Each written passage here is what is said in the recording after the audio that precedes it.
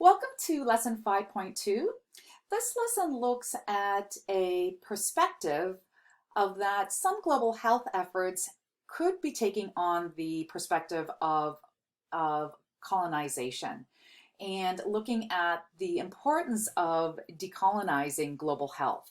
So this whole idea around global health is that some NGOs and some individuals working in NGOs are coming at their perspective as someone in a white supremacy or a saviorism perspective.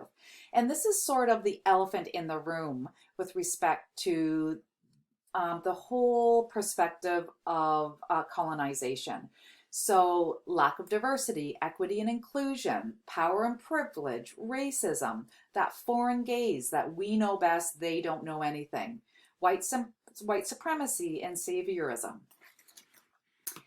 So, as you recall, in the early 1800s, much of Africa, or all of Africa, went through a period of colonialism. And that is about the direct rule of developed countries on developing countries. And at that time, it was through the English and the French. And so the colonizer feels superior and the colonized is inferior. And medicine's history is in formerly colonized countries across the world is really interwoven into colonialism and the subjugation of subjects. One good example is this Nigerian slave who had 32 gynecological procedures done by J. Marion Sims, who is this doctor here on the right, who was known as the father of gynecology and who was an American doctor. These procedures were done with no anesthesia, and it was mainly just for research.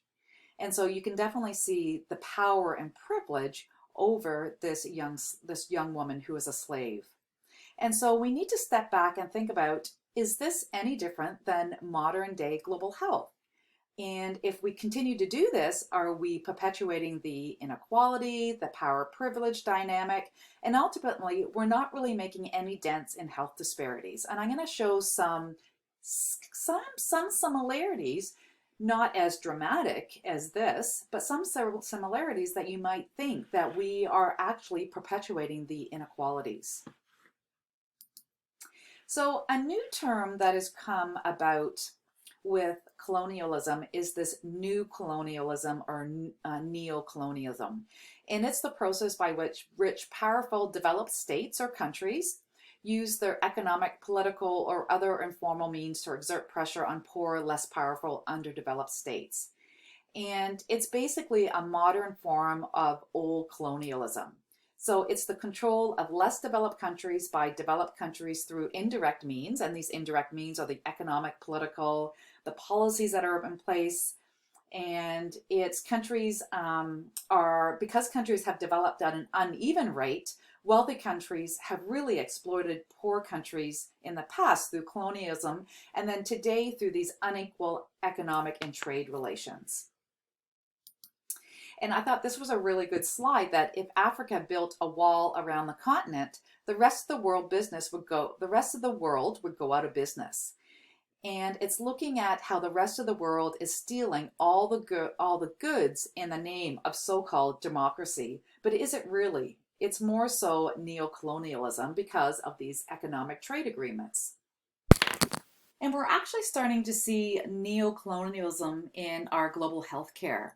And so remember I said neo-colonialism is the control of less developed countries by developed countries through indirect means.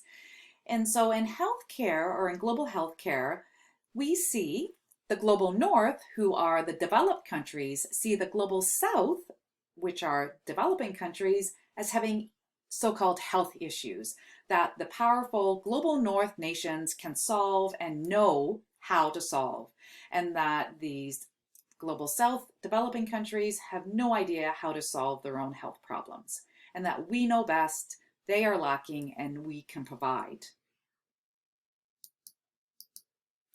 And so working in global health, along with understanding the cultural norms, it's really important for you as a healthcare provider to understand the colonialism and those power dynamics.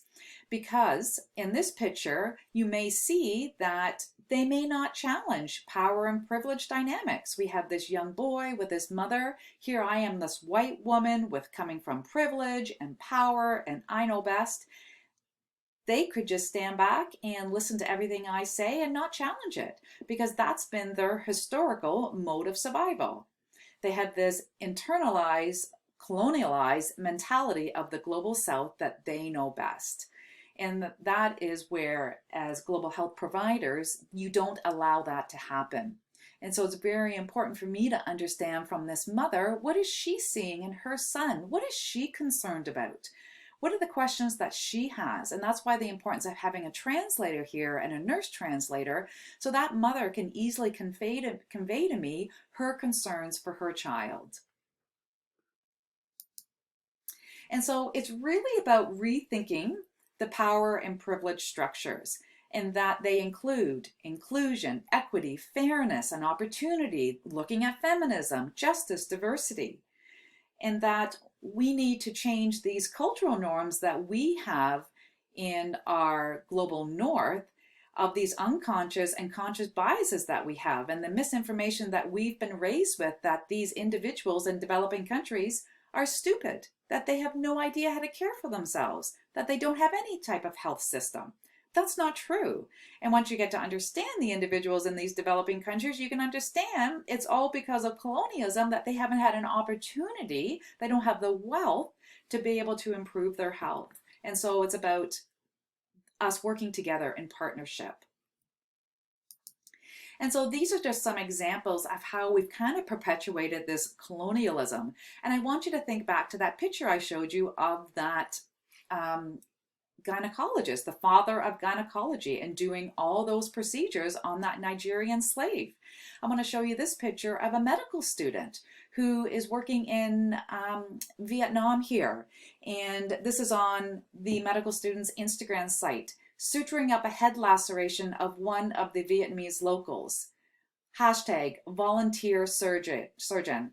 Hashtag I don't know what I'm doing. And this is someone had posted this. Why in the world would you go and practice skills that you would not practice in a developed country? Why do you think it's okay to practice these skills on an individual in a developing country that is probably, there's these big power differentials? No, that doesn't happen. And so these are many of the examples that harm has been caused to patients because of this going and doing these procedures when you're not qualified to do them in your own country. Why do you think you should be qualified to do them in another country? These are voiceless patients. And so here's some of the harms that have happened. Death of an infant given the wrong dose of medication. 20 plus patients with malaria not diagnosed properly. A child put through a spinal tap by inexperienced students writing prescriptions, and many of them are for the inappropriate or the wrong dose of a medication. Pulling out breech babies during birth and potentially contributing to the baby's death. Sticking infants 4 times for a test that should require 1 poke.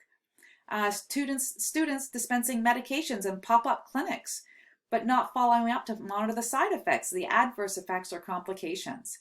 And so these are all ways that you can see how these colonialism practices are coming into play. Like, why would you do these any of these procedures or any of these assessments or any of these medical activities?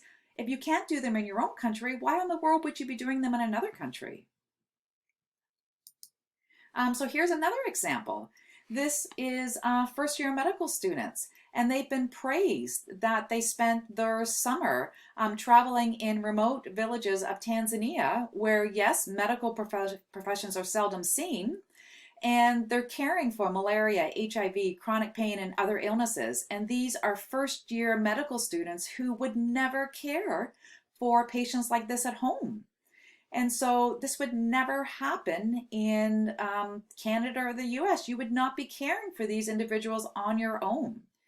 And the bottom part is they're talking about themselves. It was incredibly rejuvenating and reinforced my choice to go into medicine, to see the impact you can have on people. You're helping them, and they feel incredibly grateful for that. Well, yes, you are helping them, but you don't have the skills to help them. And so, again, I want you to think about how this is any different performing procedures without someone's consent, providing medications, treating malaria and HIV without the knowledge to do that. And so, thinking about the power imbalances in healthcare and the hurdles for patients to try and advocate for themselves and how to ask questions. The rise of chronic diseases and health treatments that require this longitudinal care and continuity, that you shouldn't just be swooping in and these small NGOs providing medications for 2 weeks, and then what happens when they go home? There's a high risk environment for medication errors and patient harm. Oftentimes, the healthcare system that is actually functioning in these developing countries actually it works. It may be different from what we see in a developed country, but it's actually working quite well. And these systems are easily ignored because it doesn't look like our healthcare system. And so it's ignoring what is kind of working quite well, but it's different from what they know, what the providers know. This one here is highly motivated, driven students wanting to help immediately and seeing themselves as a solution for these complex global health challenges, and that they have been acculturated with a savior complex, that they're going to save the world. And so, and then the other one is organizations providing students and faculty with inclusion, with the illusion of these quick fix with minimal expertise, and that you can't just swoop in and provide medications for a week in a pop-up clinic and think that you're doing everything. So with the NGO that I travel with, we have to have follow-up. That's not doing anything. You need to have a sustainability plan. And so, yes, there is no doubt that there is an imbalance in distribution of resources. If we look at the geography here and we look at the world mapper, so if we look at, this is a typical geography picture. So if we look at the continent of Africa here, if we look at infant deaths, you can see how it swells up. And in our North American countries, not so much. So this in World Mapper, it swells with the increase in prevalence of infant deaths. Definitely. This is another example of number of physicians. So again, you can see that the number of physicians in this area is next to nothing. It's completely shrunk down. But there are ways that you can actually provide global health in a proper way. This is another example if you want to look at just wording. If we look at the difference between the Americas and Sub-Saharan Africa, the Americas make up 14% of the world's population, and Sub-Saharan Africa makes up 11%. But if we look at the global burden of disease, Sub-Saharan Africa has 25% of the disease. They only have 3% of the world's health workforce, and they have less than 1% of the global health expenditure. So those are big issues. And so what we're seeing with global health professionals traveling from high-income countries is that the ignorance of high-income professionals and trainees about the history, the local context, the language, the cultural and social issues that affect their health outcomes. And in other words, the unacknowledged arrogance of the first world people. And so you have this white saviorism where it's not about justice, rather it's about a big emotional experience that individuals from high-income countries have that validate their privilege. And so the term white savior refers to any person or group possessing an imbalance of power or privilege. And again, as I said, it's based on racism, colonialism, power, and privilege. And it's really this deficit-based narrative around poor people and poor countries.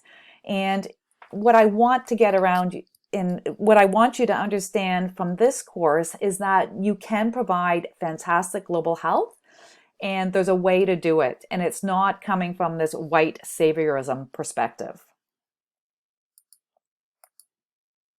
So how do we move forward effectively in global health?